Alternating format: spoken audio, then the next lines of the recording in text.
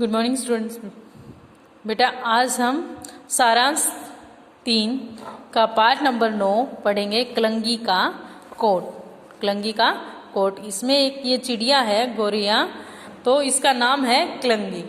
वो क्या है, वो अनेक पक्षियों को और दूसरे पक्षियों को देखकर, उनके रंग को देखकर वो खुद महसूस करती है कि मुझे भी इतना ही सुंदर लगना है कि मुझे कोई भी देखे और मेरी तरफ आकर्षित हो जाए। इस विषय में बताया गया है कि गोरैया भी ये चाहती है कि उसे भी अलग अलग रंग की पंख होनी चाहिए थी उसकी। कभी वो तोते को देखकर सोचती है कि मेरी ऐसी हूँ जिसे मेरे को सब देखने के लिए एकदम उत्सुक हों। तो इसी विषय में बताया गया है कि एक गोरैया के मन के विषय में बताया गया कि वो क्या चाहती है, उसके मन के विचारों के विषय में बताया गया। इसमें अनेक पक्षियों के नाम आए हैं, उनको देखो। चलो हम रीड करते हैं इसको। एक छोटी सी गोरैया थी कलंगी। क्या नाम थी? गोरैया। ये बैठी हुई आप देख लो चिड़िया, ये इसका नाम था कलंगी। वह एक बगीचे के कोने में गुलमोहर के पेड़ पर रहती थी। एक बगीचे के कोने में था गुलमोहर का पेड़, वह उस पर रहती थी। उस बगीचे में छोटे छोटे बच्चे खेलने आते थे। उस बाग में थे जो छोटे छोटे बच्चे खेलने आते थे। कलंगी को बच्चे बहुत अच्छे लगते थे। जो ये गोरैया थी इसको बच्चे बहुत ही अच्छे लगते थे। रंग बिरंगी फ्रॉकों को पहने लड़कियों को देखकर वह बहुत खुश होती थी। जो एक कलंगी है, जो छोटी लड़कियां आती थी वो अलग अलग तरह के रंग बिरंगे फ्रॉक पहन के आती थी। वह उनको देखकर बहुत ही खुश होती थी। वह उनसे दोस्ती करना चाहती थी।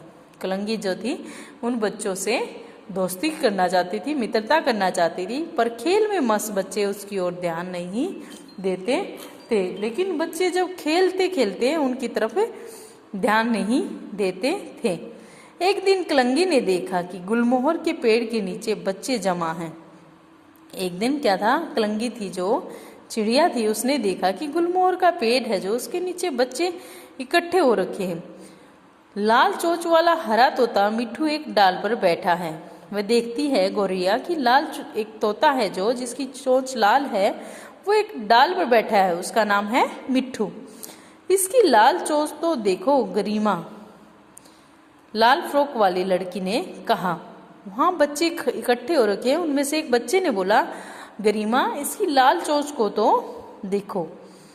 किस लड़की ने कहा? लाल फ्रॉक वाली एक लड़की ने गरिमा को कहा कि तोते की लाल चोंच को तो देखो। हाँ मैं देख रही हूँ, पर इसका हरा कोट भी तो देखो। दूसरी लड़की ने बोला, गरिमा ने बोला कि हाँ मैं इसको देख रही हूँ इसकी लाल चोंच को, लेकिन इसका हरा कोट भी देखो, नीलू ने उत्तर दिया। इसमें क्या बताया गया? गरिमा ने वो बोला लाल फ्रॉक वाली लड़की। लाल फ्रॉक वाली लड़की कौन हुई? नीलू। तो नीलू ने उत्तर दिया कि हाँ मैं देख रही हूँ कि इसका हरा कोट भी कितना सुंदर है। अर्थात उसका हरे रंग का जो हरा रंग है उसको क्या दिखाया है? उसके कपड़े दिखाए हैं कि हरा कोट, उसके पंखों को उसके कोट के विषय में दिखाया गया है। बच्चे अपनी अपनी गर्दन ऊंची करके देखने लगे। बच्चे अपनी अपनी गर्दन को उठाकर ऊपर की तरफ देखने लगे। अपनी प्रशंसा सुनकर मिट्ठू तोता एक डाली से दूसरी डाली पर फुदकने लगा। जो था बच्चों की ऐसी आवाज, बच्चों की बातें सुनकर, और उसको वो जब सारे बच्चे उसको देख रहे थे, वो उत्सुक होकर, खुश होकर, प्रसन्न होकर क्या करता है, मिट्ठू तोता एक डाल से दूसरी डाल पर फुदक कर बैठने लगा। अगर मिट्ठू जैसा हरा कोट मुझे भी मिल जाए तो बच्चे मेरे साथ भी खेलने लगेंगे, कलंगी ने सोचा। इसमें फिर जो चिड़िया देख रही थी उसके मन में यह विचार आया कि अगर मिट्ठू की तरह मेरा भी रंग हरा हो जाए तो बच्चे मेरी तरफ भी आकर्षित होंगे। इसमें चिड़िया के मन में ये बात थी बेटा कि बच्चे उसके साथ खेलें, उसकी तरफ देखें, उसकी तरफ आकर्षित हो। तो वो यही सोचती है कि जिस तरह से तोते को देख रहे हैं, बार बार मिट्ठू को देख रहे हैं बच्चे, वो उसको भी देखे। वो सोचती है शायद मेरा हरा रंग नहीं है, इस वजह से मेरी तरफ ये सब नहीं देख रहे। कलंगी मिट्ठू के पास गई। उसने मीठे स्वर में पूछा, मिट्ठू मियाँ तुम्हें यह हरा कोट कहाँ से मिला? कलंगी जब ये चाहती कि मेरा भी रंग हरा जाए तो वो जाती है मिट्ठू के पास और उससे उसके कोट के विषय में पूछती है। मिट्ठू ने उसकी तरफ देखा तक नहीं और उड़ गया। कलंगी उदास हो गई। मिट्ठू से जब कलंगी ने पूछा तो उसने कोई उत्तर नहीं दिया, बल्कि घमंड में वो उड़कर वहां से चला गया। इसे देखकर कलंगी बहुत ही उदास हो गई, दुखी हो गई। तभी उसने एक लड़की को कमरे में आते हुए देखा। लड़की शीशे के सामने स्टूल पर बैठ गई। लड़की को अच्छी तरह देखने के लिए कलंगी उड़कर पंखे पर जा बैठी। लड़की ने एक बोतल में से दूध जैसी कोई वस्तु हाथ पर ली और उसे अपने चेहरे पर मला। उसका चेहरा चमकने लगा। कलंगी ने देखा कि उस लड़की ने एक काली नली अपने होठों पर मली तो उसके होठ मिट्ठू की तरह लाल दिखाई देने लगे। जैसे ही लड़की कमरे से बाहर गई, कलंगी उड़कर टेबल पर उतरी। उसने शीशे में देखा, टेबल पर काली नली दिखाई दी। उसने नली पर चोंच मारी पर नली खुली नहीं।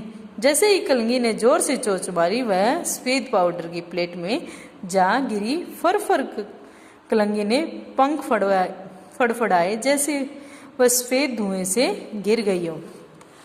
इस पैराग्राफ में बताया बेटा कि कलंगी थी जो उसकी अचानक लड़की पर नजर गई, जो क्या थी, अपने कमरे में गई और शीशे के सामने बैठकर क्या थी, उसने बोतल से दूध जैसी, इसमें क्या बताया, क्रीम के विषय में बताया कि लड़की ने अपने फेस पर क्रीम लगाई और होठों पर कोई बाम वगैरह लगाया बेटा, जिससे उसके होठ लाल हो गए। तो चिड़िया की जो गौरैया थी उसके मन में क्या विचार आया? उसके मन में विचार आया कि इस लड़की ने जब ये चीजें लगाई तो ये काफी सुंदर बन गई है, अगर मैं भी ये चीजें लगाऊंगी तो मैं भी सुंदर बन जाऊंगी। तो उसने वो चीज लगाने की कोशिश की है, लेकिन क्या होता है, वो चीज खोलने लगती है चिड़िया जब अपनी चोंच से, तो वो क्या था, वहां पाउडर का डिब्बा रखा हुआ था, उसमें वो सफेद हो जाती है। सुसु गोरैया, तुमने मेरा सारा पाउडर बिखेर दिया। लड़की ने कमरे में आकर कलंगी को भगाया।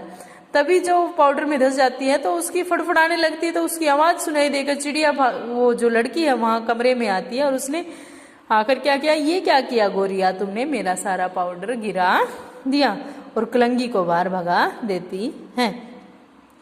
कलंगी उड़ी चली जा रही थी तो उसने देखा एक आदमी कंधे पर डंडा लादे जा रहा था। डंडे के दोनों सिरों पर पिंजरे लटके थे। एक पिंजरे में बंद मिट्ठू पंख फड़फड़ा रहा था। उसको पिंजरे में बंद देख कलंगी अब उसके जैसा हरा कोट नहीं चाहती थी।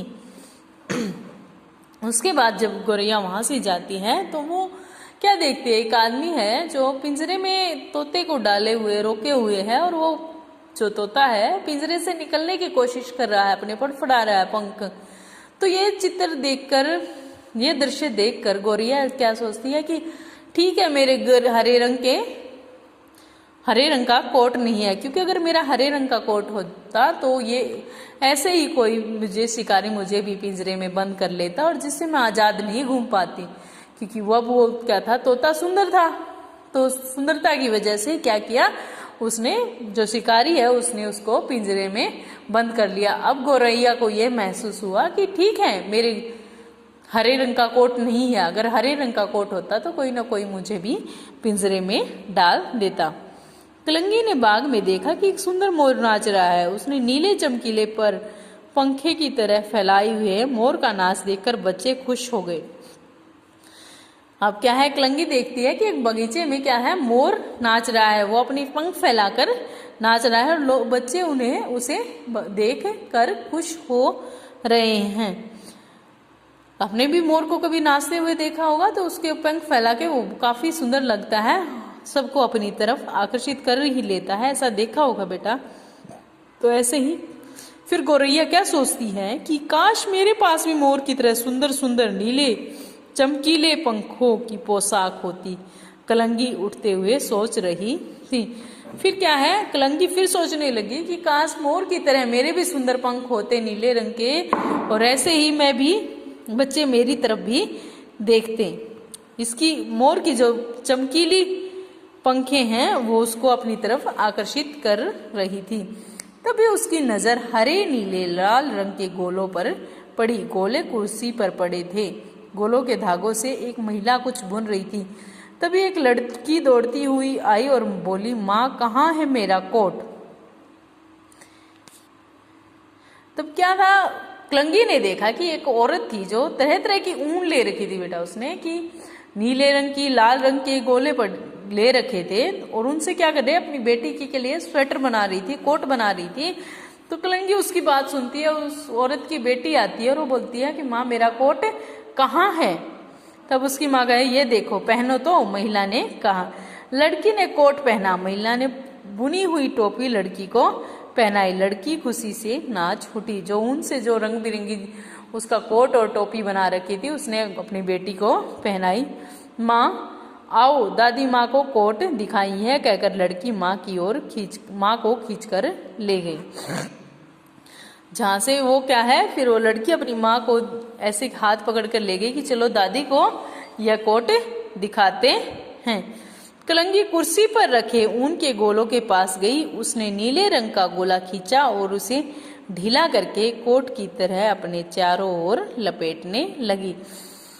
तब कलंगी के मन में आया कि ये लड़की थी जो, अब क्या था बेटा कि कलंगी थी जो, उसके मन में विचार था कि जैसे ये लड़की ने रंग बिरंगे की स्वेटर पहनकर, कोट पहनकर यह भी सुंदर होगी, तो उसका वो भी ये कलरफुल कपड़े पहनकर ऐसे ये वाली ऊन लगा के वो भी कलरफुल हो जाएगी, उसके रंग बिरंगे शरीर उसका हो जाएगा, उसके पंखे रंग सुंदर दिखने लगेंगी। इस तरह से अपनी चारों तरफ उसने क्या था, ऊन को लपेटने लगी। जितना वह धागे को सुलझाने की कोशिश करती उतनी ही वह उलझता चला जाता। कलंगी चिल्लाने लगी। एक महिला ने कलंगी को धागे से अलग किया। लड़की ने एक प्याले में पानी रखा। कलंगी ने पानी पीकर पंख फड़फड़ाए। क्या थी, वो ऊन में उलझ कर रह गई, क्योंकि वो क्या था, ऊन को अपनी चारों तरफ लपेटने लग गई थी, तो वो क्या था, ऊन का जो गोला था उसमें उलझ कर रह गई। फिर क्या था कि उलझने के बाद उसकी पंखें बंद हो गई, तो फिर वो चिल्लाने लगी कलंगी। तो फिर एक महिला ने उसकी आवाज सुनी और उसको धागों से निकाला। फिर उस बच्ची ने उसके लिए, लड़की ने उसके लिए पानी रखा। कलंगी ने पानी पिया और फिर अपनी पंखें फड़फड़ाई। अपनी दादी के साथ बगीचे में आई नन्ही सी बच्ची ने कलंगी को देखा तो खुशी से ताली बजाने लगी। तब जाके वो पेड़ पे बैठी थी, जो कलंगी थी, गोरैया थी। तो एक छोटी सी बच्ची बगीचे में अपनी दादी के साथ आई। वह उस चिड़िया को देखकर ताली बजाने लग जाती है। गोरैया को दाने दो, दादी माँ ने कहा। दादी ने उस छोटी सी बच्ची को कहा, गोरैया को दाने डालो, कलंगी को दाने डालो। बच्ची ने कलंगी की ओर कुछ दाने फेंके। कलंगी अभी भी डरी हुई थी।